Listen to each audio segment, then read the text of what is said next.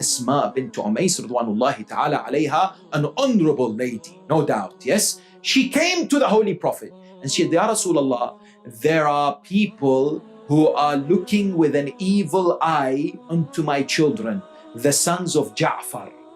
Is this true? Can we accept this? The Prophet of Islam says, yes, this can indeed happen. Meaning that the evil eye does indeed exist.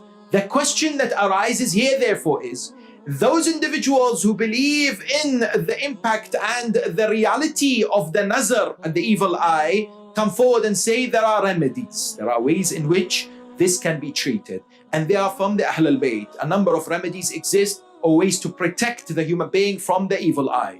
For example, the 8th Holy Imam, Imam Ali ibn Musa al-Rida, salawatullahi wa salamu alayhi, comes forward and says, in one narration, it is mentioned that somebody came to him and presented him with a small pot of a perfume. It was a wonderful perfume. The Imam took it. There was another individual in the room. He looked at the perfume and said, this is an amazing perfume, and stared at it. The Imam alayhi salam then looked at those around him and said, if you want to protect yourself from the evil eye, make sure that you recite Suratul Fatiha, Ayatul Kursi, Suratul Ikhlas, and Ma'udhatayn. Qul a'udhu bi Rabbin Nas and Qul a'udhu bi Rabbil Falaq. Recite these, but not only recite it, write it down and carry it with you. It will be a protection for you. Sixth Holy Imam has another recommendation. He says, in addition to all this, make sure you say, Ma sha'Allah, la quwwata illa billah, al-aliy al-azim.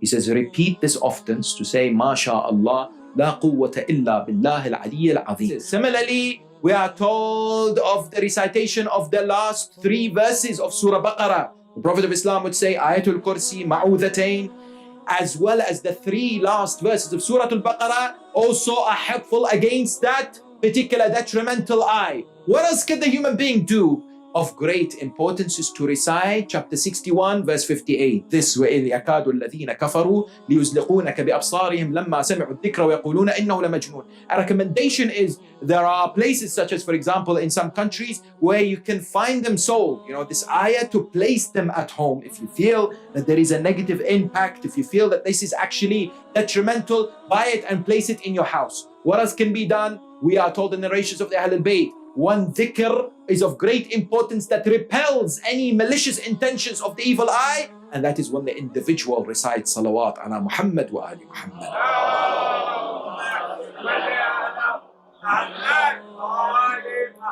In addition to all this, of great significance and benefit is sadaqah, is to pay charity for the sake of Allah subhanahu wa ta'ala. This is so significant. You know, the narration after narration says, you want to be protected, you want to be safeguarded, then give for the sake of Allah. And by the way, sometimes when we give sadaqah, when we give charity for the sake of Allah, we think we've done a favor to that person.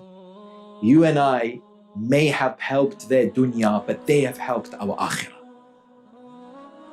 No doubt, they've been sent by Allah as an opportunity for us to protect ourselves in dunya, but importantly excel on the day of Qiyamah.